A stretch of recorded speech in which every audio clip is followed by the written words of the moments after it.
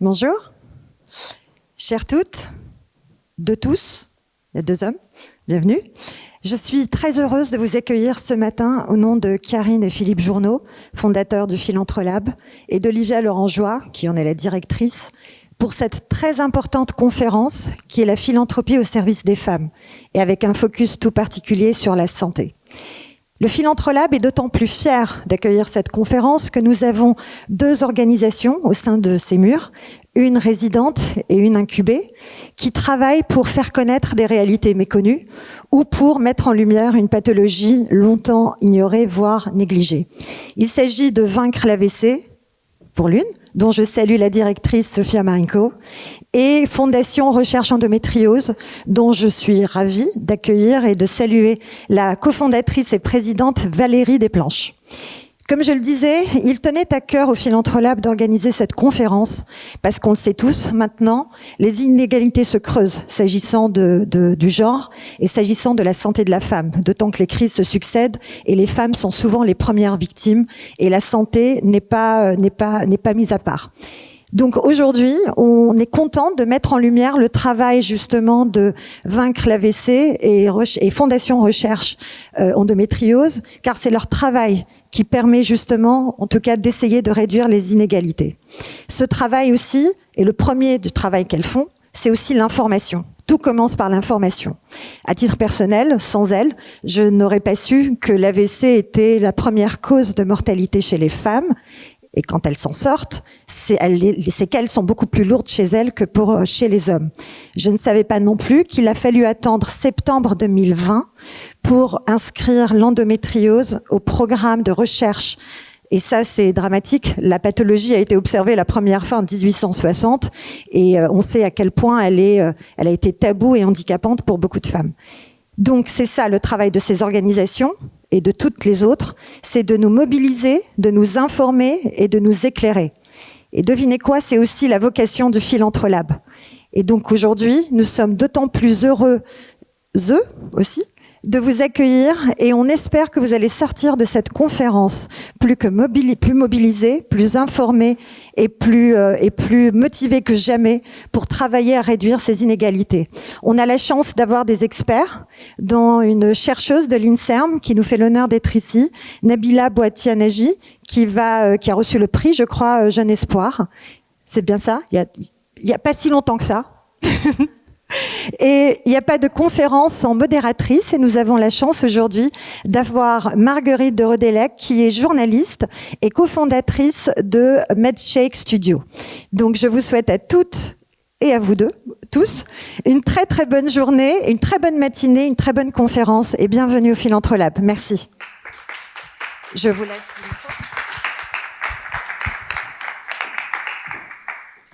Bonjour à tous et à toutes. Donc, effectivement, je suis Marguerite de Rodelec, fondatrice de MedShake Studio. C'est un studio de production spécialisé dans le secteur de la santé. On fait beaucoup de podcasts sur la santé des femmes. C'est un sujet qui nous passionne et c'est pour ça que je suis ravie d'animer cette conférence aujourd'hui. À mes côtés, effectivement, des expertes. Valérie Desplanches, fondatrice de la Fondation pour la recherche endométriose. Sofia Marinko, cofondatrice de Vaincre l'AVC. Et Nabila Boatianaji, directrice de recherche à l'INSERM au Centre des maladies cardiovasculaires. Bonjour à toutes. Et dans un premier temps, je vais vous laisser vous présenter. Bonjour, donc effectivement je suis présidente de la Fondation Recherche Endométriose que j'ai co-créée avec une association de patientes, l'association Endomind, il y a un peu moins de 2 ans, janvier 2021, face à l'absence ou la quasi-absence de recherche sur la maladie et le fait que effectivement la maladie a été découverte en 1860 et qu'on ne connaît toujours pas son étiologie, ses mécanismes, on ne sait toujours pas la traiter, finalement la guérir en tout cas, et donc on a vraiment besoin de faire des efforts de recherche. Donc voilà, je me suis engagée dans ce combat et ce chemin et ça avance bien, il y a de l'espoir. Bonjour, donc je suis Sofia Marinko, je suis cofondatrice du fonds de dotation Vaincre l'AVC que j'ai créé avec mon mari, le professeur Pierre Marinko, qui est spécialiste de l'AVC. Donc ensemble, on a vraiment souhaité créer un organisme pour le grand public. Donc ça va être essentiellement orienté sur le dépistage, la sensibilisation et la prévention du grand public, et notamment avec un focus sur une des entités de Vaincre l'AVC, qui est Femmes et AVC, parce que effectivement, aujourd'hui en France, l'AVC est la première cause de mortalité chez la femme. Donc Vaincre l'AVC a différentes missions. Femmes et AVC, AVC Solidarité. Nous levons des fonds pour aider les personnes en post-AVC les plus défavorisées. AVC Learn, on va mettre en place des programmes de formation sur l'AVC, et AVC Sans Frontières. Et je suis vraiment ravie et je remercie le Philanthropy Lab de cette conférence passionnante. Merci. Oui, bonjour à tous, je suis Nabila Bouatier-Anaji, directrice de recherche à l'INSERM. Donc en fait, moi je suis ici parce que dans mon parcours de généticienne, donc je travaille sur la génétique des maladies cardiovasculaires et métaboliques depuis maintenant presque une vingtaine d'années si je compte mon doctorat. Et en fait récemment j'ai eu la chance de commencer à travailler sur des nouvelles maladies qui en fait ont la particularité de toucher essentiellement des femmes. Et l'une des raisons de mon programme de recherche, c'est de comprendre en fait quelles sont les différences et les similitudes entre ces maladies en particulier et les maladies cardiovasculaires, on va dire, connues du grand public. Et en fait, je suis vraiment très contente d'être ici pour vous parler de ce qui peut être différent quand une femme présente un AVC ou un infarctus de myocarde, ce qu'on appelle atypique, et qu'on arrête de l'appeler atypique, mais on l'appelle juste le reconnaître et le mettre peut-être sur la carte des maladies cardiovasculaires. Donc je suis toujours très contente d'avoir l'occasion de faire connaître ces maladies-là et de prendre conscience, parce que l'information est vraiment essentielle pour pouvoir avancer dans une meilleure prise en charge et connaissance sur les maladies qui touchent particulièrement les femmes. Donc voilà, merci beaucoup pour cette invitation au Philanthrope et ravie de discuter avec vous tous. Ma première question, elle est pour vous, Valérie. On l'a dit en introduction, l'endométriose a été intégrée au programme de médecine en 2020, alors que ça fait plus de 200 ans qu'on observe cette maladie. Est-ce que vous pensez qu'il y a un patriarcat dans la médecine ? Sujet polémique. Oui, effectivement, on a pris énormément de retard sur l'endométriose, que ce soit au niveau de la recherche ou au niveau du soin. Vraisemblablement quand même, parce que les chercheurs et les médecins depuis toutes ces années étaient en majorité des hommes, ce qui change énormément. Maintenant, c'est en majorité des femmes dans les cursus de médecine.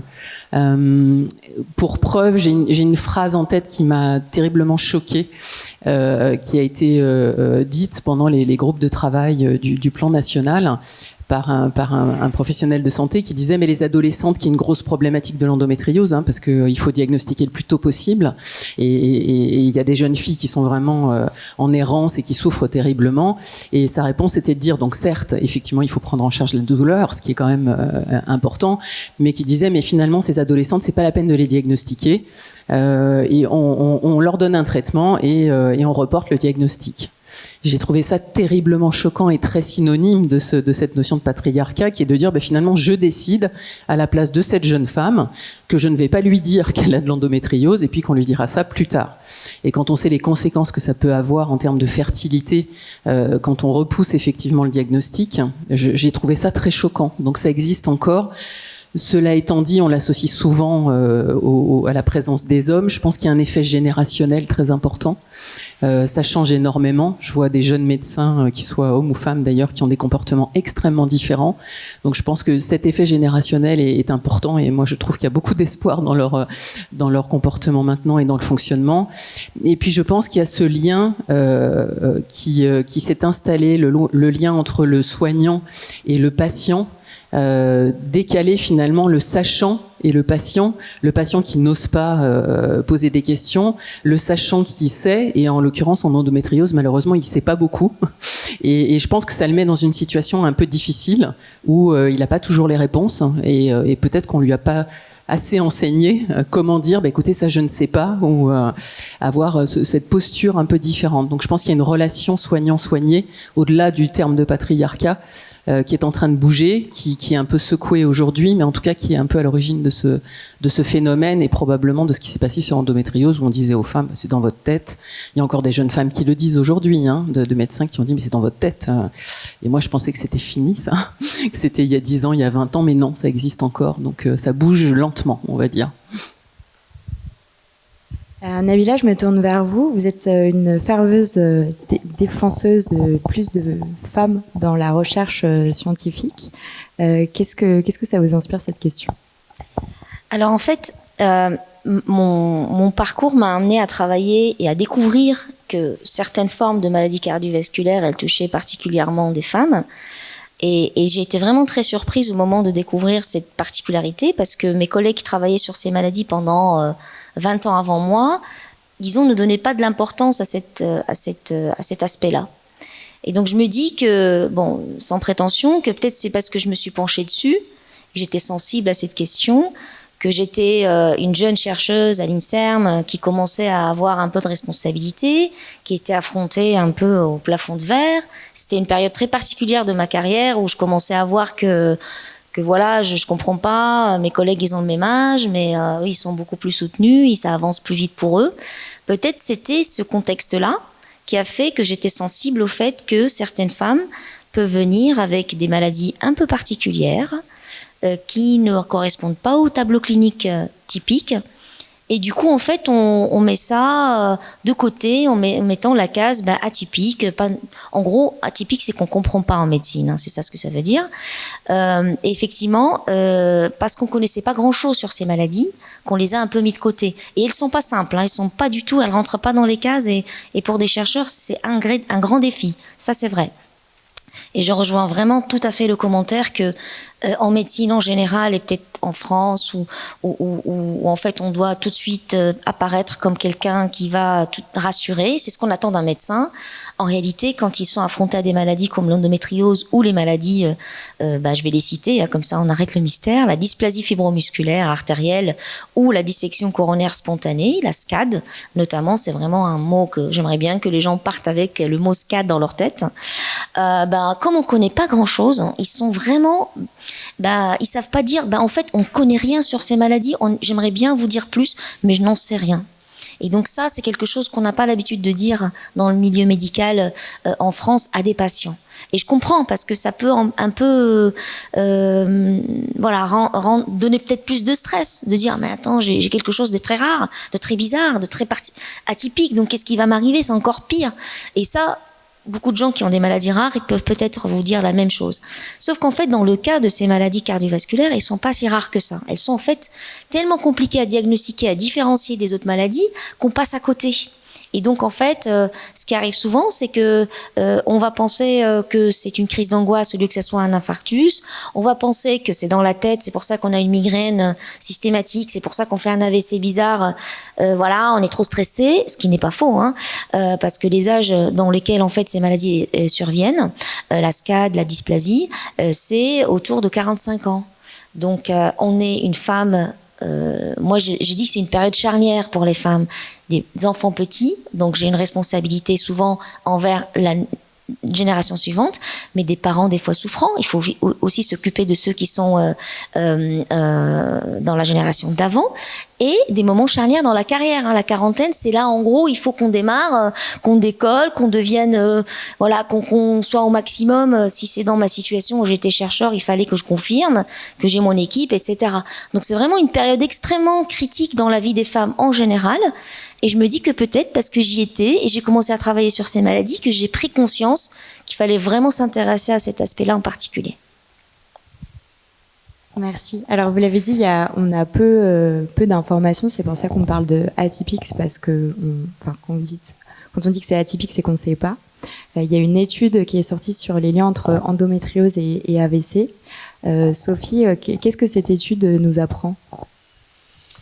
Alors effectivement, pour faire, je dirais, la jonction avec l'endométriose, dont on parle depuis peu de temps, concernant l'accident vasculaire cérébral, ce qu'il faut savoir, c'est que très souvent, on pense que ça touche les personnes âgées, plus particulièrement les hommes. Or, depuis quelques années, nous voyons que de plus en plus, l'âge où les personnes peuvent avoir un AVC, c'est dès l'âge de 25 ans, et que, en fait, l'AVC touche beaucoup plus les femmes que les hommes. Si je dois citer des chiffres, c'est une femme sur 4 au cours de sa vie aura un AVC, et ceci dès l'âge de 25 ans.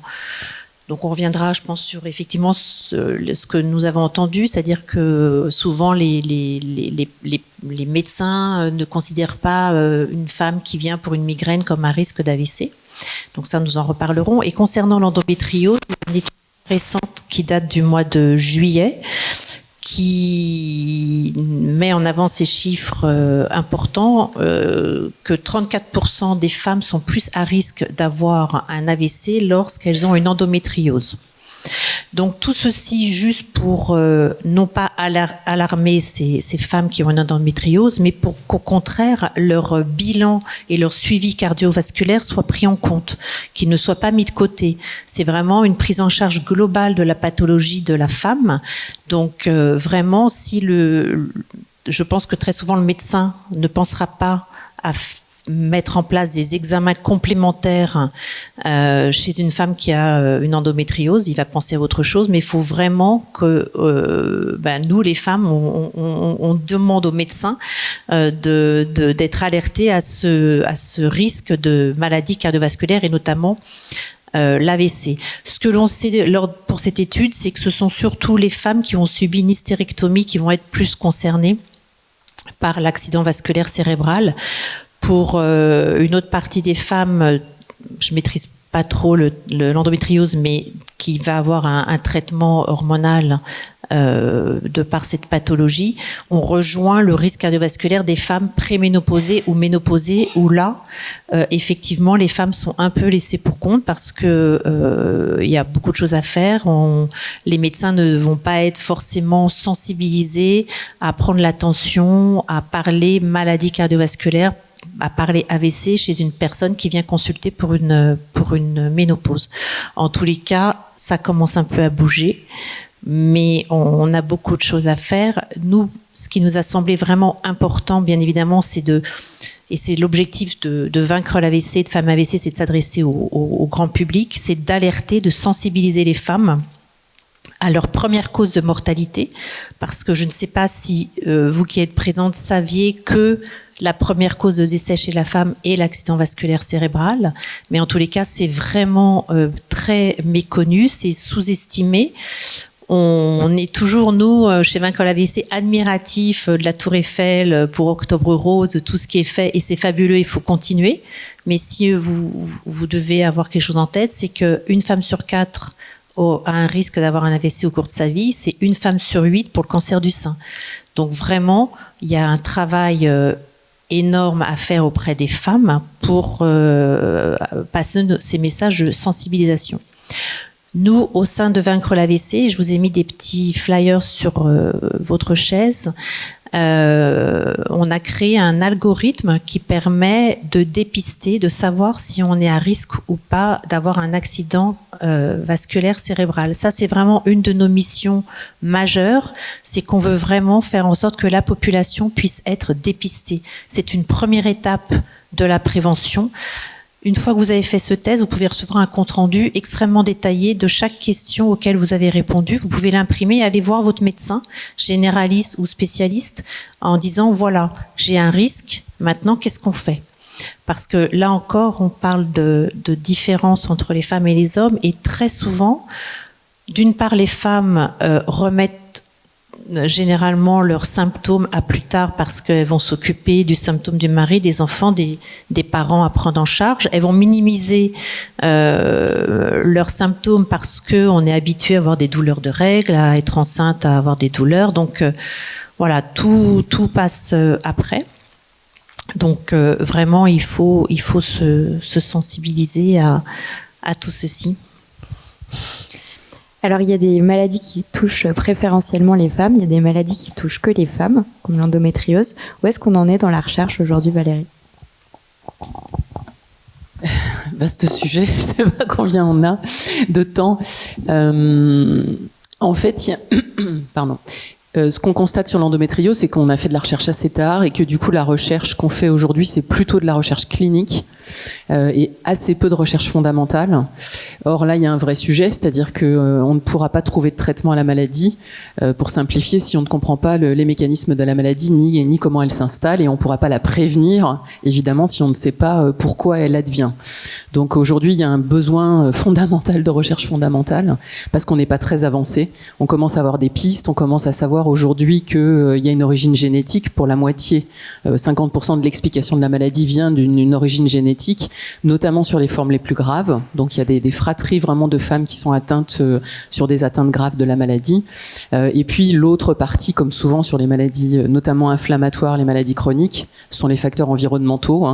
Et dans les facteurs environnementaux, comme c'est une maladie qui est hormonodépendante, qui dépend des œstrogènes, on suspecte fortement les perturbateurs endocriniens, sans qu'on ait pu faire la preuve scientifique aujourd'hui, parce qu'il faut énormément de données pour avoir cette preuve, mais en tout cas, on sait qu'il y a, on suspecte fortement et probablement des associations de différents facteurs qui ont un impact sur la maladie. Donc ça, on commence à voir se dessiner ça, mais c'est une maladie très complexe.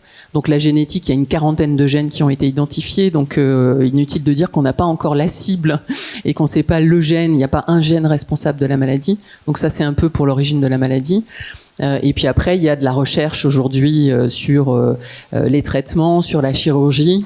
On commence à avoir aujourd'hui, comme c'est quand même une cause de fertilité, d'infertilité assez importante, on commence à améliorer les processus de préservation ovocytaire, de parcours de PMA pour effectivement donner plus de chances en termes de fertilité. Donc il y a des axes comme ça qui bougent. En revanche, encore une fois, on manque beaucoup de recherche fondamentale. On n'a pas d'alternative aux traitements hormonaux aujourd'hui parce qu'on n'a pas de cible thérapeutique. Ce qui avance beaucoup, on en parlait tout à l'heure, mais c'est tout ce qui est épidémiologie. Ça, c'est malheureusement, ça prend du temps. Donc mon message aussi, c'est toutes les femmes qui sont concernées par l'endométriose peuvent s'inscrire dans une cohorte qui s'appelle Compare, en fait, qui est la communauté de patientes, avec un bras endométriose, et c'est ça qui nous permettra de comprendre, grâce à des données sur du long terme de la vie des jeunes filles jusqu'à leur vie de femme, ce qui peut être à l'origine de la maladie, quels sont les facteurs de risque, etc. Donc ça, l'épidémiologie, c'est fondamental.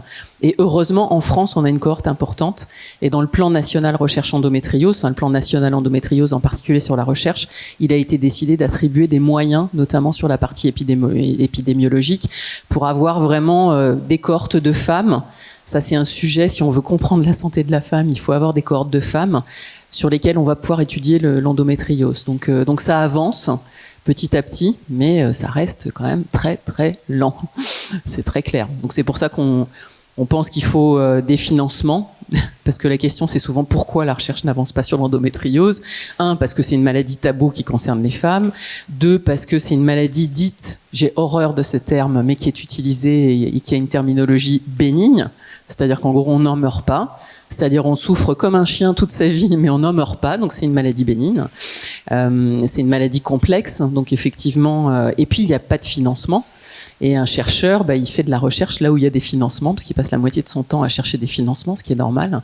Et donc c'est pour ça qu'on a créé la fondation, c'est vraiment pour mettre à disposition des financements et inciter des chercheurs en leur disant mais là il y a des financements, vous pouvez faire de la recherche. Je pense que c'est une explication et un facteur qui permettra d'accélérer la recherche.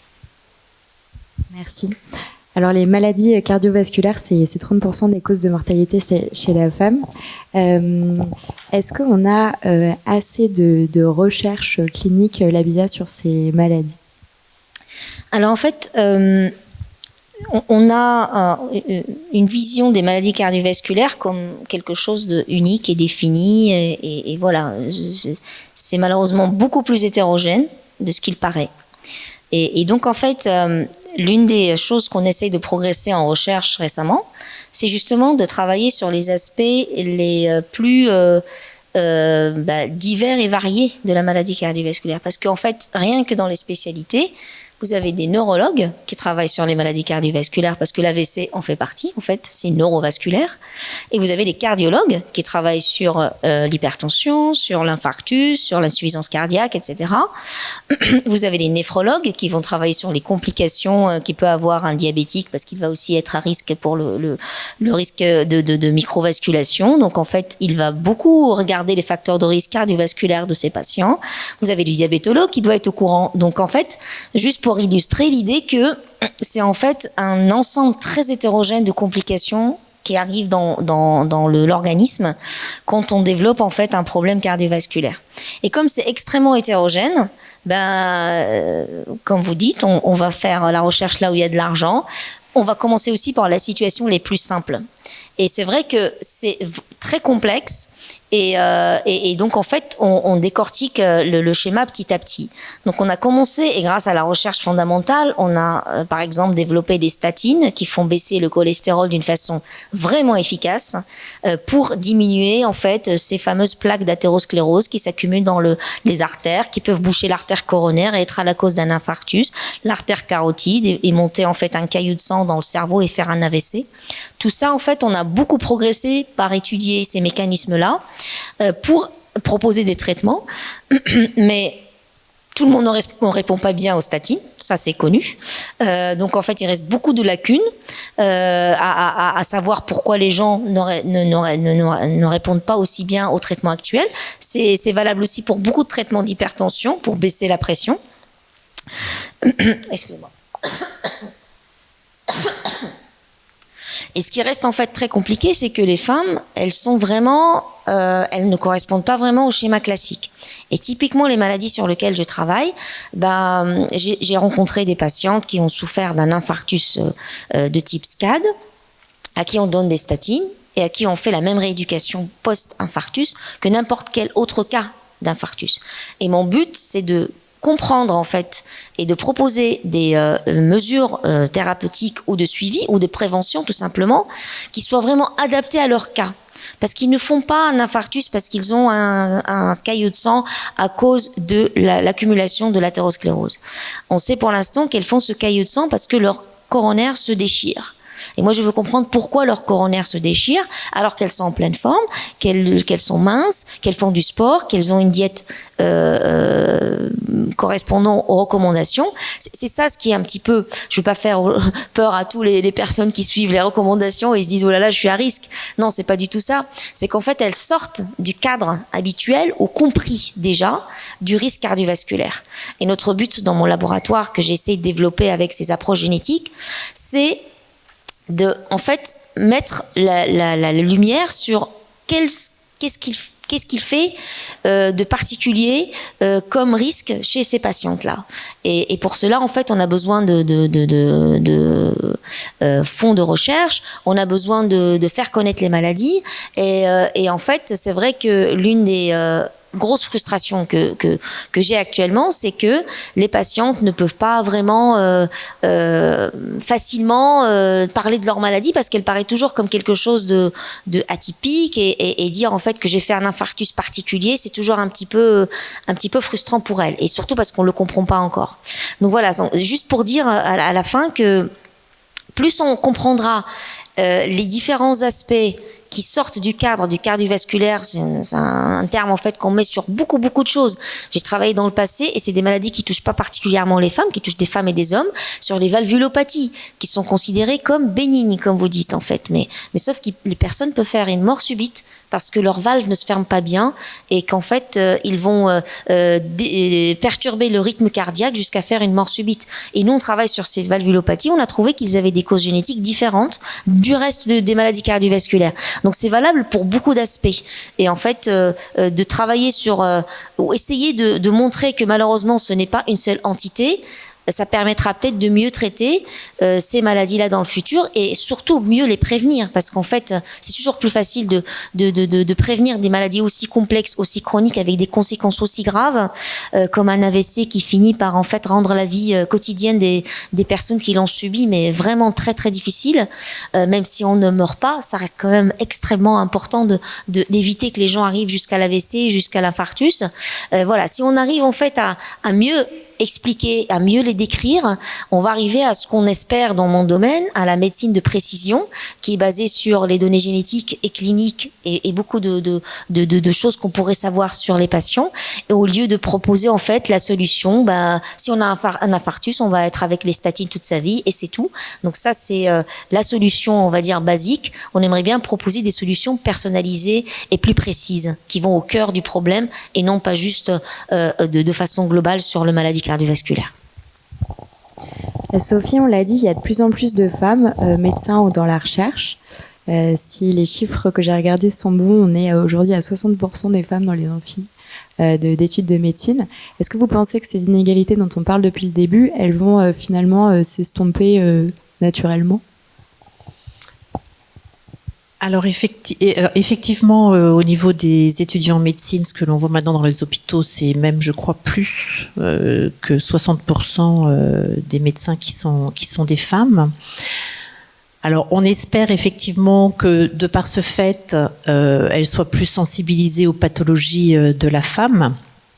Alors, concernant l'accident vasculaire cérébral, mais c'est aussi vrai, je crois, pour d'autres pathologies, il y a 3 moments clés dans la vie d'une femme, qui sont le moment où la femme va prendre la pilule, le moment de la grossesse et le moment de la préménopause et ménopause. Donc, c'est vraiment, en tous les cas, je crois même pour toutes les maladies cardiovasculaires, 3 moments où les femmes doivent être informées qu'elles ont un risque supplémentaire, chose qui aujourd'hui n'est vraiment pas faite de façon optimale. Et ce qu'il faut aussi avoir en tête, c'est que, en tous les cas, pour l'accident vasculaire cérébral, la bonne nouvelle, c'est qu'il peut être évité. Donc ça, effectivement, moi, j'ai constaté en créant Vaincre l'AVC que dès qu'on parlait d'AVC, tout le monde partait en courant et quand on avait un stand dans un salon, on faisait un grand tour parce que l'AVC, on se retrouve paralysé, on peut plus parler, enfin, c'est une catastrophe. Or, il faut savoir que si on met en place des mesures hygiéno-diététiques, somme toute assez simples, on peut éviter l'AVC. C'est vrai que nous sommes encore en novembre, c'est le mois du anti-tabac, enfin la campagne pour arrêter de fumer. Il faut vraiment avoir en tête que même si la consommation de tabac a tendance à diminuer, le seul problème, c'est chez la femme.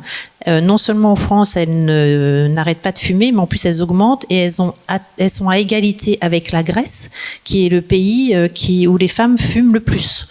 Donc le comportement des femmes a aussi évolué. Elles rejoignent le comportement des hommes, qui est aussi donc un paramètre qui font qu'elles vont être au même niveau de risque de maladies cardiovasculaires que les hommes.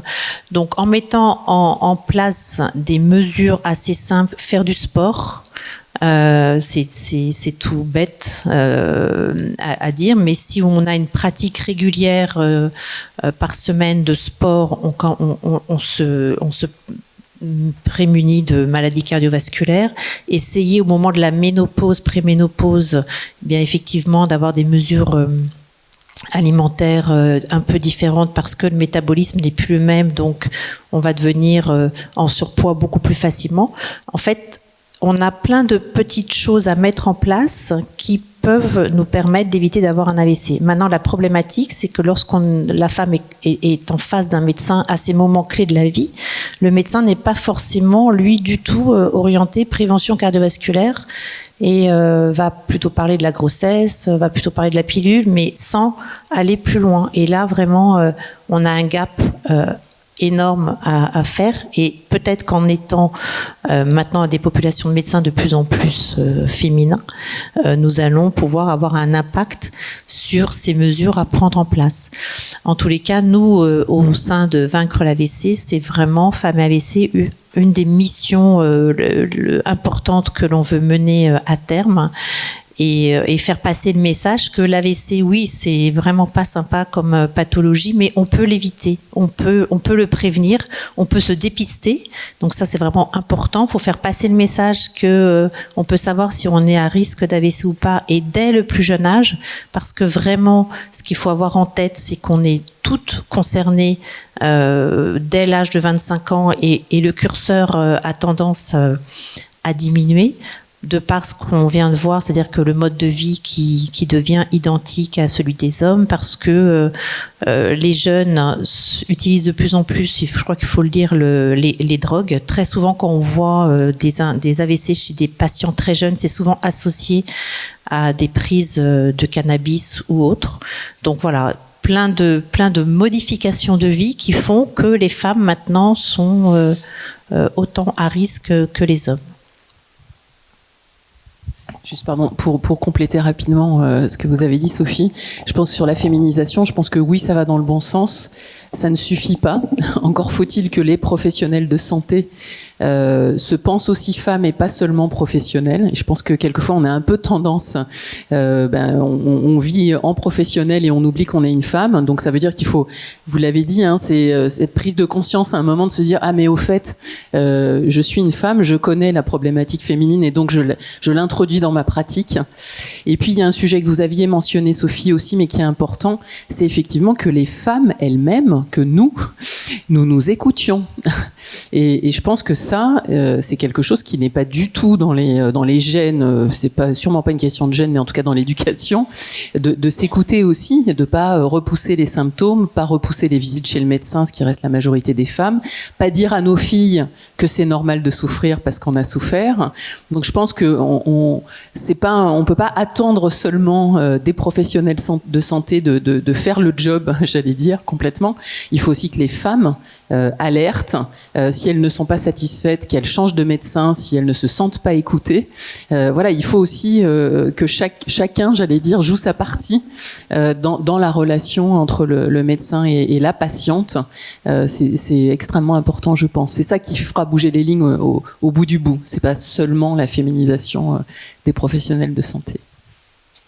Une autre chose aussi qui pourrait faire bouger les lignes, c'est que les médecins, vous le disiez en introduction, ils sont pas toujours formés à des maladies comme l'endométriose. Comment on peut faire pour intégrer dans leur formation qui est déjà très longue, très complète, avec beaucoup de choses à voir, comment ils peuvent être formés à ces maladies dont on connaît aujourd'hui très peu de choses et dont on en apprend aussi un petit peu au compte-gouttes? Pas simple. Donc, effectivement, déjà, la bonne nouvelle, c'est que ça fait partie du programme des études de médecine maintenant, donc en 6e année. Donc, c'est pas au début quand même. Après, je pense qu'il faut continuer et notamment continuer à former les médecins sur les dernières avancées scientifiques. Parce que on le mentionnait, hein, l'augmentation des risques cardiovasculaires chez les femmes, c'est 30% chez les femmes qui ont AVC et maladies cardiovasculaires en général chez les femmes qui ont endométriose. C'est publié. Certes, c'est récent, c'est avéré, et pourtant, ça n'est pas dans les guidelines pour les médecins, les gynécologues ou les médecins généralistes qui suivent des femmes qui ont de l'endométriose, de faire attention à ça, de faire de la prévention et de les informer autour de ça. Donc, je pense que c'est aussi aller plus vite dans l'intégration dans les programmes en fonction de la science qui sort. Parce que la bonne nouvelle, c'est que la science, elle va se multiplier. Je suis hyper confiante là-dessus. Encore faut-il effectivement que les professionnels de santé soient informés et intègrent ça dans leur pratique. Donc j'ai l'impression que c'est à ce niveau-là qu'il faut arriver à faire passer les rouages plus vite pour qu'effectivement ils soient mieux formés et que les gynécologues en particulier soient mieux formés. Mais ça commence quand même. Hein. Je pense qu'ils sont beaucoup plus informés et formés sur le sujet. Et juste pour, en fait, effectivement, il y a de plus en plus d'initiatives dans les congrès très généralistes de cardiologie. Il y a des sessions de plus en plus importantes où on met la problématique de la santé cardiovasculaire des femmes en avant. C'est vrai que nos collègues aux États-Unis, ils ont vraiment une dizaine d'années d'avance. Je l'ai remarqué parce qu'effectivement, depuis que je fréquentais les congrès américains, la session sur la santé des femmes était bien présente. Et c'est uniquement l'année dernière où j'ai vu une vraie session dans le congrès européen de cardiologie où on a vraiment été à se pencher sur cette problématique. Donc en fait, ça vient des sociétés savantes et des collectifs des médecins d'en parler de plus en plus. Donc moi je fais ce que je peux, mais je ne suis pas médecin, je suis scientifique, et donc en fait on n'a pas une présence majoritaire dans ces congrès de médecins, mais j'ai des collègues vraiment très actifs dans le domaine qui eux font de sorte qu'on parle de ces maladies-là, qu'on les représente, qu'on change justement les perceptions sur le risque d'AVC, sur le risque d'infarctus, et donc c'est la révolution est en route. On n'y est pas encore, mais ça va dans le bon sens en tout cas. Donc ce que vous dites, c'est que la question du genre et du sexe est de plus en plus intégrée aujourd'hui dans la recherche. Absolument, ça c'est encore un autre aspect extrêmement important. La Commission européenne finance maintenant des projets de recherche dans les domaines de santé avec vraiment une recommandation plus que forte de tenir en compte les différences. Et donc ça, c'est dans toutes les maladies, pas seulement les maladies gynécologiques ou les maladies cardiovasculaires. Mais maintenant, il est inadmissible, il n'est plus possible de financer un projet si on n'a pas prévu de tenir en compte la recherche spécifique. Est-ce qu'il y a des différences hommes-femmes dans le projet qu'on a envie de couvrir dans sa demande de financement. Et pas uniquement la Commission européenne, le NIH aux États-Unis fait la même chose, mais lui depuis 92 ou 93. Donc c'est ça la différence. La Commission européenne depuis le début des années 2000, c'est pas mal. Et maintenant, les journaux scientifiques ne veulent plus d'articles où on a analysé que des souris mâles, parce que c'est ce qu'on faisait dans la pratique quand on faisait un modèle animal, parce que c'est beaucoup plus pratique de faire un groupe homogène d'hommes et dire bah voilà, le système cardiovasculaire il est comme ci, il est comme ça. Ben on s'est rendu compte en fait que ça ne représente pas la population. Et ce qui est valable aussi pour le sexe, c'est valable pour toute diversité. Donc maintenant, on veut aussi représenter les minorités. Aux États-Unis, c'est un courant extrêmement fort pour la génétique en particulier. On s'est trop concentré sur les populations d'origine européenne, mais en fait, on sait très bien qu'on est très différents les uns des autres dans notre environnement, dans notre génétique, et il faut vraiment s'intéresser à toute la diversité de la santé. Et ça, c'est vraiment aux États-Unis c'est encore plus fort parce qu'il y a une vraie fracture de santé, accès aux soins pour les populations d'origine ethnique diverse. On a la chance en France qu'on ne regarde pas ça quand on reçoit les patients aux urgences et en traitement médical, et c'est vraiment une force de la France. On est bien positionné pour bien couvrir tous les aspects et toutes les diversités représentées sur notre territoire pour comprendre les maladies cardiovasculaires en particulier et toutes les maladies en général. Ce que vous citez, c'est des beaux mécanismes de lutte contre les inégalités de genre dans la santé. Il y a aussi le travail que vous faites toutes les deux avec la Fondation Le Faux de Notation. Quelles actions vous mettez en place concrètement pour changer ça ? Alors le nerf de la guerre, c'est le financement. Je l'ai dit, hein, c'est d'abord la première mission. Ce qui nous concerne, c'est vraiment de financer des projets de recherche à travers des appels à projets. Et la façon dont on le fait, c'est pas juste de financer des projets qui se présentent. On a un comité scientifique vraiment qui évalue la qualité des projets qui sont présentés, sur l'intérêt scientifique, la qualité scientifique, mais également sur l'intérêt pour les patientes, parce qu'on veut vraiment avoir un impact, et ça c'est important. Donc ils doivent évaluer à un moment la transformation, même si on sait que la recherche, surtout la recherche fondamentale, c'est du long terme, mais il faut à un moment qu'il y ait vraiment cet objectif pour les patientes. Et d'ailleurs, on a créé un comité consultatif patiente cette année qui a évalué les projets qu'on a reçus aussi d'un point de vue des patientes. Et ça, je pense que c'est important, parce que la recherche, quelquefois, elle est un peu déconnectée de l'intérêt des patients, et en l'occurrence des patientes. Donc ça, c'est vraiment quelque chose qui nous tient à cœur. On a aussi... Ouais. Non. Juste pour vraiment commenter le fait que quand les patients en fait s'intéressent, ils sont beaucoup plus courageux, ils ont beaucoup moins de biais que des fois les personnes dans le domaine. Donc c'est vraiment une très belle initiative. Ça a été démontré que quand les patients regardent, ils sont beaucoup plus en fait ambitieux, disons des fois que les spécialistes pour évaluer les projets. Et c'est vrai aussi que sur ce point-là, en fait, maintenant, de plus en plus, on demande les fameux PPI sur les études pour publier dans certains journaux, d'avoir des patients intégrés sur des relectures de protocoles. Enfin, donc ça, je pense que c'est clé. Et sur la santé de la femme, c'est vraiment un point majeur. La deuxième chose, c'est l'information, la sensibilisation. Donc, on a fait pas mal des webinars pour les professionnels de santé, pour les informer sur comment accueillir une patiente qui présente des dysménorrhées sévères, comment l'orienter. Pour les chercheurs, pour leur dire mais regardez, c'est une thématique scientifique passionnante pour vraiment susciter des vocations. Et en plus, maintenant, il y a des financements, bonne nouvelle. On a fait une conférence sur la recherche la semaine dernière pour aussi que les patientes sachent ce qui se passe, parce qu'en fait, elles sont quand même loin de la recherche, et puis on fait pas beaucoup l'effort d'expliquer. Donc on a essayé de le faire de façon pédagogique pour qu'elles soient au courant et qu'elles soient aussi impliquées.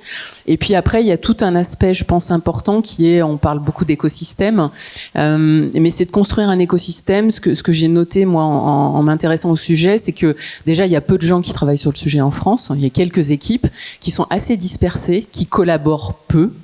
Il y a des entreprises qui utilisent des molécules existantes pour donner des traitements hormonaux. Il y a les politiques, heureusement, qui ont fait quand même un plan national après un plaidoyer des associations de patientes.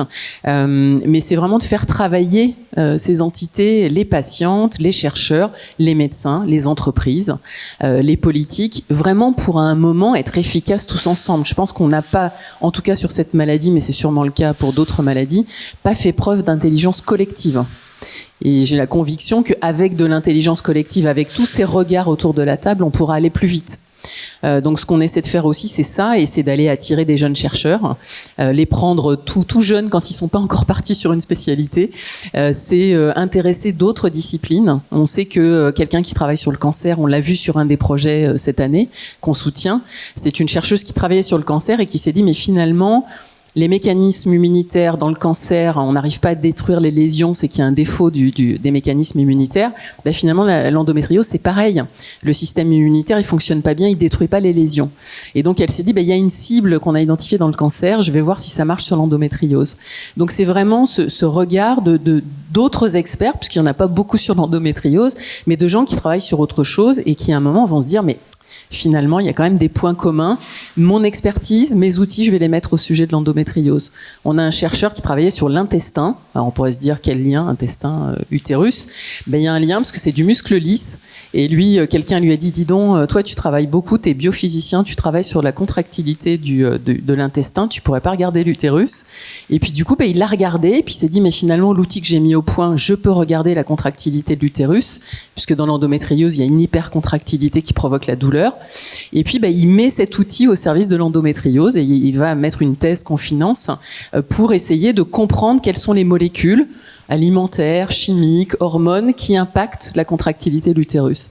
Et j'adore ces projets d'abord parce que ça démontre la curiosité scientifique et ça met vraiment en avant l'intelligence des chercheurs et ça prouve qu'on peut aller plus vite parce que il se trouve que sur le cancer, le traitement il existe déjà. Si cette cible, ça fonctionne pour l'endométriose, ça veut dire que rapidement on pourrait avoir un traitement. Donc en fait, c'est vraiment, pour moi, c'est la vocation de la fondation et de ce qu'on fait, c'est financer, mais pas que. C'est essayer de financer du collectif, de l'intelligence collective, des initiatives innovantes pour, encore une fois, notre obsession, c'est accélérer, rattraper le temps perdu. Voilà un peu les différentes actions. Alors concernant vaincre l'AVC, nous on a des actions qui sont complètement différentes puisqu'en termes de recherche, c'est un domaine où la recherche est très active et très bien, enfin plutôt bien subventionnée. Donc nous on s'est vraiment fixé des actions proches du terrain. Ça va être des actions auprès du grand public. On veut absolument mener nos campagnes de dépistage. Donc, nous menons ces campagnes au travers de différentes actions en faisant soit des conférences, des webinars, des interventions au niveau de différents congrès de médecine qui existent. Mener et mettre en place des campagnes de prévention et de sensibilisation. Donc, au niveau de l'accident vasculaire cérébral en général, mais aussi très orienté femmes et AVC, puisque je crois que maintenant vous l'avez compris, c'est vraiment un enjeu de santé publique majeur. Il faut absolument que les femmes soient conscientes que leur première cause de décès va être l'AVC. Enfin, il y a des chances que l'AVC, je ne sais pas comment dire ça, c'est horrible. Au cours de leur vie, donc mener des campagnes pour mettre en place toutes ces actions de prévention qui peuvent éviter l'AVC. Nous, on veut vraiment mettre en place des campagnes de sensibilisation et de communication comme quoi, attention, l'AVC ne doit pas faire peur.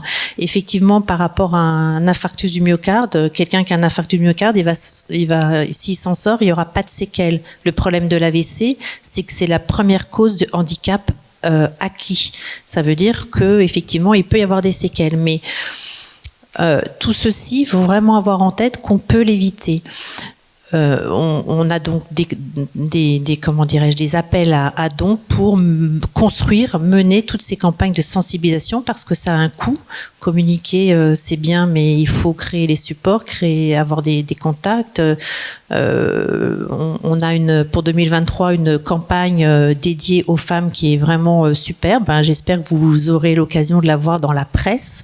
Mais tout ça, ça a des coûts. Donc nous, vraiment, on n'est pas du tout orienté recherche, quoique on est en train malgré tout, de collecter des fonds pour faire une grosse étude de recherche clinique, mais qui ne sera pas du fondamental.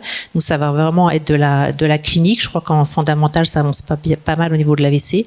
Et surtout, on se focus sur dépistage, sensibilisation. On mène des actions au niveau des écoles. On est persuadé que si on arrive à éduquer les plus jeunes au risque de l'AVC, à savoir reconnaître que la grand-mère, que la maman, que le papa fait un AVC, donc du coup la prise en charge va être rapide. C'est les jeunes. En une génération, on peut former tout le monde au risque de l'AVC, parce que ce qu'il faut savoir, c'est que pour l'AVC, il faut agir très vite si on veut être avec le moins de séquelles possible. Donc nous on est vraiment orientés grand public, le terrain, faire des actions de terrain tout au long de l'année, et il y a de quoi faire. Est-ce que vous voulez réagir, Nabil? Juste en fait une notion que j'aimerais beaucoup en fait aborder, c'est justement sur le risque cardiovasculaire. C'est très important en fait de bien comprendre effectivement qu'il y a des facteurs de risque qu'on peut prévenir. C'est essentiel. Donc tout ce que vous aviez dit sur l'hygiène de vie, la prise alimentaire qui est équilibrée, le sport, on est vraiment frappé par la sédentarité, c'est un mal des temps modernes. Mais en fait, je voulais juste aussi parler de la notion de prédisposition génétique, qu'elle soit pas perçue comme une fatalité non plus. Donc c'est vraiment la combinaison. Comme vous l'aviez expliqué pour l'endométriose, c'est pareil pour les maladies cardiovasculaires. On n'est malheureusement pas égaux devant le risque cardiovasculaire, parce qu'à environnement égal, il y a des personnes qui vont développer des complications et d'autres pas. Et ça, j'ai l'impression que c'est peut-être pas assez clair pour les maladies cardiovasculaires en particulier, parce qu'on a tendance à associer le profil de la personne comme voilà, elle a une mauvaise hygiène de vie, elle a tendance à ne pas être assez active, ne pas faire du sport, ne pas être assez équilibrée dans son alimentation. Ça joue énormément. L'obésité elle-même est très génétique. Donc en fait, ne jamais culpabiliser les personnes qui peuvent être dans des situations comme ça, parce qu'en fait, on s'est rendu compte par la recherche qu'il y a une très grande part de génétique dans la prise de poids. C'est des mécanismes de régulation alimentaire. On a survécu pendant des millénaires dans des manques de nourriture, et on a développé des systèmes pour ne pas avoir faim. Et du coup, ces systèmes-là, dans un environnement où la nourriture est partout, ils sont hyperactifs. Donc en fait, c'est beaucoup plus complexe de ce qu'on peut en fait imaginer par rapport à une situation où quelqu'un a tendance juste à trop manger parce qu'il est glouton, et c'est pour ça qu'il a un risque cardiovasculaire élevé. C'est vraiment beaucoup plus important que ça peut le paraître. Et notre rôle dans la recherche fondamentale, notamment, c'est d'essayer de décortiquer tous ces systèmes-là et tous ces mécanismes-là pour un petit peu, des fois, proposer des solutions de prévention adaptées à chaque personne qui va être avec un risque cardiovasculaire particulier. Et j'insiste sur cette notion de vraiment mieux adapter les suivis, les préventions, les prises en charge pour chacun, parce qu'on n'est pas du tout pareil, même si on a tendance à mettre tout dans le même sac. Pour simplifier, il y a des messages très globaux qui sont valides, mais pour toute la vie, à tous les âges, faire du sport, c'est bon même pour le stress, pour décompresser. Moi, c'est ma motivation personnelle, c'est pour ça que je fais du sport, c'est parce que j'ai besoin d'un défouloir. Ma recherche de financement, elle peut être des fois un petit peu stressante, ça c'est vrai. Donc on peut en fait avoir énormément de bénéfices à faire du sport, mais soyons conscients aussi qu'il y a des familles qui vont avoir une hypercholestérolémie, donc un cholestérol très élevé, d'une façon génétique en fait. Et ils pourront jamais c'est pas parce qu'ils mangent mal, etc., mais il y a un défaut dans un récepteur qui lui en fait ne capte pas assez bien le cholestérol, et du coup ils vont faire des plaques d'athéromètre, un gros risque de faire un infarctus, alors que voilà, c'est beaucoup plus génétique qu'environnemental. Donc voilà, je voulais juste faire ce point-là. Merci beaucoup. Alors, on arrive à la fin de cette table ronde. Avant de prendre les questions du public, s'il en a, est-ce que vous avez un dernier message à faire passer ? Peut-être rapidement sur effectivement comment faire abattre ces inégalités entre les femmes et les hommes en santé. J'ai une image qui me vient en fait parce que c'est vrai que oui, il faut faire bouger et c'est la responsabilité de tout le monde, hein, des pouvoirs publics, des individus, des entreprises. Je me souviens d'une coach qui avait une analogie que j'aimais bien, qui était que chacun doit tenir son côté de l'écharpe. Et sinon, si on lâche, bah, ça tombe. Et donc, chacun est responsable de tenir l'écharpe. Et j'ai envie de dire, les femmes sont responsables aussi de continuer à mettre en avant les problématiques de santé. Quand on a une maladie, qu'on est patiente, quand on a une maladie vraiment spécifique de femme ou en tout cas avec une connotation, enfin une dimension féminine importante, je pense qu'il faut le faire savoir, il faut s'exprimer en tant que patiente. On a parlé effectivement d'introduire les patientes dans la recherche, que les patientes aient leur mot à dire dans la relation avec le professionnel de santé, qu'elles s'impliquent en tant que maintenant il y a des cursus de patientes expertes, qu'elles se forment aussi pour pouvoir prendre la parole et dialoguer avec les professionnels de santé. C'est ça qui permettra de faire avancer les choses. Voilà, elles ont leur mot à dire et je pense qu'elles doivent l'exprimer et c'est extrêmement important parce que c'est de plus en plus audible. Je pense on a la possibilité de le faire, donc il faut vraiment s'impliquer sur ces parcours et cette prise de parole. Donc voilà, c'est un peu ce que moi j'avais envie de dire. Alors moi je rejoins complètement et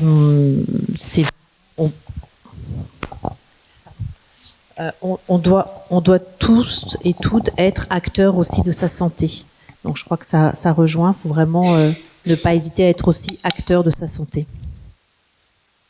Comme dernier mot, moi en fait je voulais juste dire que c'est très important de parler, de faire des sessions comme celle d'aujourd'hui. Donc c'est vraiment toujours bien de parler des particularités des santé des femmes dans tous les aspects. Et plus on en parle, plus on prendra conscience de leur importance. C'est pas une hiérarchie, il n'y a pas une santé meilleure, plus importante que l'autre. C'est qu'il y a des différences en fait. Et plus on en parlera, plus ça motivera à mieux les comprendre. Donc comme mon métier c'est de comprendre les choses, j'aime vraiment très contente de pouvoir en parler à un maximum de personnes. Et que si les personnes partent avec le message que on a beaucoup de choses à apprendre sur les maladies de la santé des femmes, en fait on aura avancé un petit peu dans cet objectif-là qui est important. Voilà. Merci beaucoup. Est-ce que le public a des questions pour nos intervenantes ? Oui.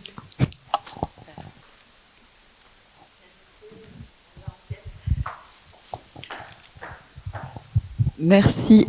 Bonjour à tous. Moi, je suis Marie-Rose Gallès et ma marotte, c'est l'endométriose. Donc, quelques points très intéressants qui étaient soulevés. Merci pour la mise au point sur la grossophobie qui était salvatrice.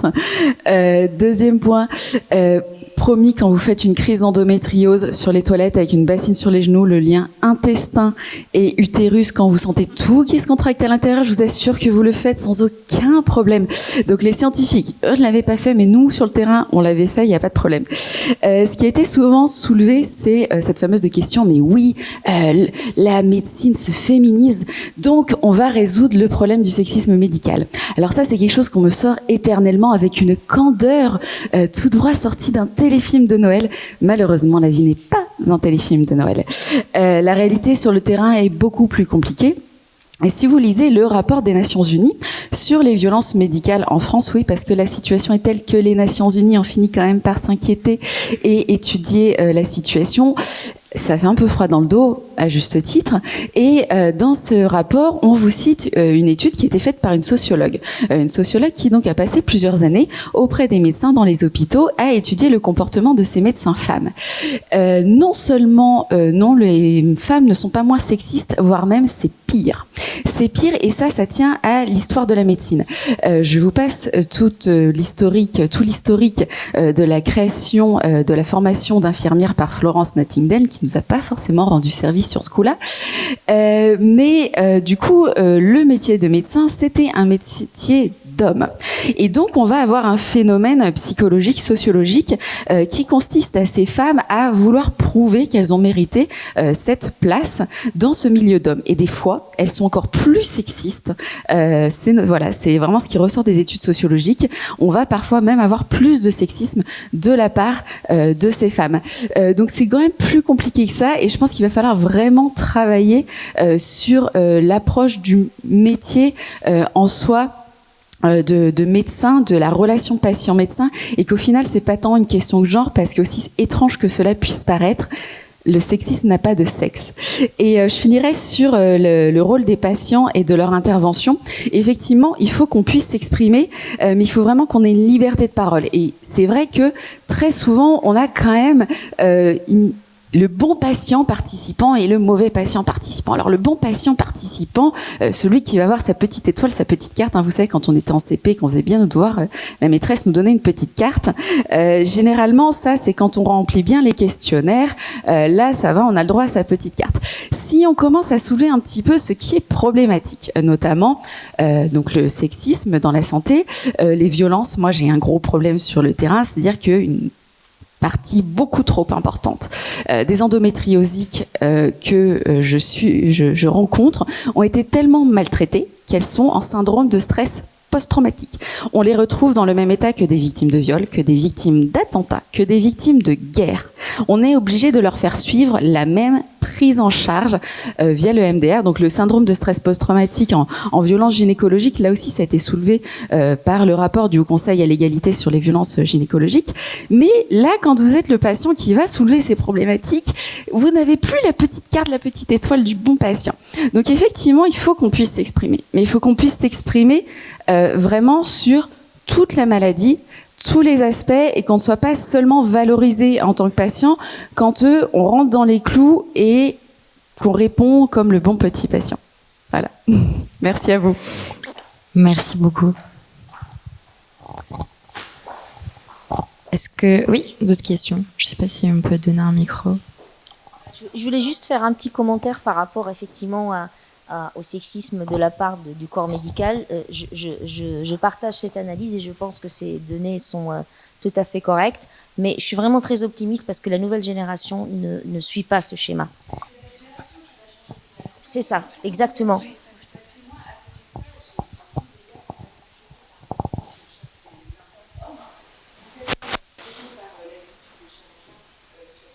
C'est ça.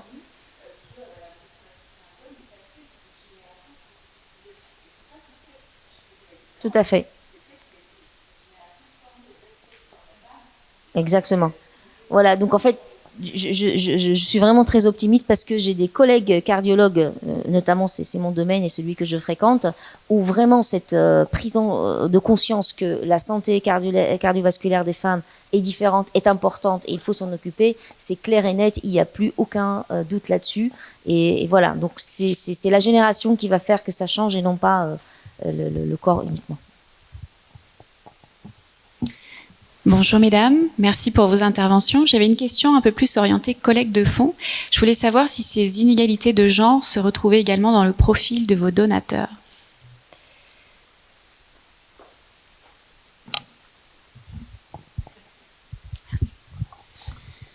Alors je sais pas comment, je suis pas sûre de bien répondre à la question. Nous, ce qui se passe, ce qu'on constate sur la collecte de fonds, on travaille sur la fondation, on est plutôt beaucoup sur du mécénat d'entreprise et aussi du mécénat de particulier. Sur les particuliers, c'est très varié. On voit par exemple une des sources de financement de la fondation qui est l'Endorun, qui est une course caritative organisée pour l'endométriose, pour la recherche sur l'endométriose.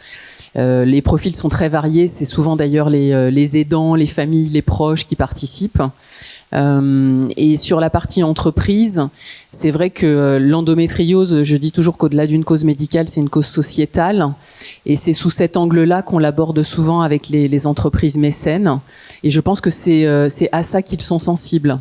C'est-à-dire que c'est assez difficile de lever des fonds pour la recherche médicale auprès des entreprises, Mais nous, on s'aperçoit dans nos contacts avec les entreprises que cet angle qui est une inégalité, qui a des conséquences, finalement, c'est une maladie qui touche uniquement les femmes, pour le coup, et qui a des conséquences dans leur vie quotidienne et dans leur vie professionnelle. Et on s'attache de plus en plus à cet impact dans l'entreprise, résonne. Donc l'angle, vraiment, ce sujet d'une maladie qui touche les femmes et qui les handicape et qui vraiment remet en question leur avenir, c'est vraiment quelque chose qui touche effectivement les entreprises et les particuliers aussi. Les particuliers, c'est souvent plus des gens qui sont touchés eux-mêmes ou leurs proches. La recherche médicale, c'est souvent ça. Mais les entreprises, c'est vraiment très lié à cette notion d'inégalité. Je ne sais pas si j'ai bien répondu. Juste pour nous, notre collecte de fonds, en fait, nous avons des dons uniquement de personnes particulières et très souvent, ce qui est pris en compte, c'est que la personne a été touchée de près ou de loin par la pathologie. Donc, pour l'instant, on n'a pas pu mener une analyse en fonction des gens, mais c'est souvent, en tous les cas, nous existons depuis 2 ans seulement, et donc c'est souvent pour les premiers donateurs des personnes qui ont été touchées de près ou de loin par la pathologie. Bonjour, j'avais une question sur la formation des professionnels de santé pour l'endométriose et j'imagine aussi pour l'AVC. Aujourd'hui, quand une femme pense qu'elle a une endométriose, on va dire qu'il n'y a pas beaucoup de médecins qui sont spécialistes de l'endométriose et ça devient quelque chose d'assez niche. Donc, je veux dire, c'est le point de contact direct des personnes qui vivent avec l'endométriose. Donc, qu'est-ce qui est prévu pour, étendre cette spécialisation à l'ensemble des médecins gynécologues ou médecins généralistes? Alors en fait, donc c'est vrai qu'il y a encore pas suffisamment de médecins formés, on va dire, c'est très clair.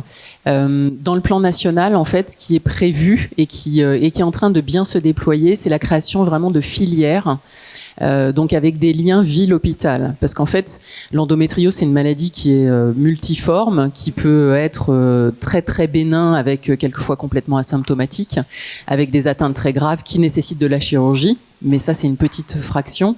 Et donc, en fait, ce qu'on a poussé beaucoup depuis des années, c'est qu'on n'ait pas des centres experts qui seraient vraiment des centres où peu de femmes pourraient venir, en fait, et être prises en charge, mais que ce soit fait au bon niveau, au bon moment. Et donc, en fait, la création de ces filières, ce sont des organisations par région, de médecins de ville, gynécologues, médecins généralistes, qui adhèrent, qui font partie de la filière, qui sont identifiés, qui sont formés. Ça, c'est un peu la difficulté aujourd'hui, c'est comment former ces médecins pour qu'ils soient vraiment identifiés justement dans la filière, et avec au bout le centre expert, ce qui fait que normalement, dans l'idéal, la prise en charge doit être faite en fonction du niveau de la maladie et que notamment ce soit pas simplement la maladie gynécologique et le traitement, mais qu'on ait une approche vraiment avec des centres antidouleurs, avec des kinés, avec des ostéopathes, avec d'autres spécialités, des spécialistes, des gastro-entérologues, effectivement, des urologues, etc. Donc ça, c'est en train de se mettre en place aujourd'hui dans quasiment toutes les régions en France. Donc ça prend forcément un petit peu de temps, mais en tout cas, ça avance bien. Et ce qu'il faut savoir, c'est que les associations de patientes sont représentées dans les conseils d'administration de ces filières. Donc ça, c'est la bonne nouvelle. Et ça, je veux quand même témoigner, encore une fois, pour avoir fait partie des groupes de travail du plan national, c'est que les associations de patientes étaient partie prenante des discussions et de la construction du plan. Donc voilà, ça va jamais assez vite, mais en tout cas, l'état d'esprit est celui-là. Après, sur la partie formation, donc je disais, nous, on a fait un webinar, mais genre premier niveau de sensibilisation. Après, il existe un MOOC qui a été réalisé notamment avec le soutien du ministère de la Santé, des ARS, sur une formation en format MOOC, mais de plusieurs heures, vraiment pour avoir une vraie formation, j'allais dire, pour que les médecins puissent se former, mais c'est un accès sur la base de leur volontariat. En tout cas, c'est disponible. Donc voilà, encore une fois, c'est pas satisfaisant complètement, mais ça évolue dans le bon sens. Merci. Il n'y a plus de questions? Ok, et ben on va conclure alors. Merci beaucoup à toutes les trois. J'ai appris beaucoup de choses. Je pense qu'un moyen de lever les tabous aussi autour de la santé de la femme en général, c'est le podcast. Et donc, comme je l'ai dit en introduction, nous on en fait beaucoup. Sur vos chaises, vous trouverez un livret avec 3 podcasts qui parlent de santé des femmes. Si vous avez besoin d'informations ou envie d'en parler, eh ben n'hésitez pas. Voilà.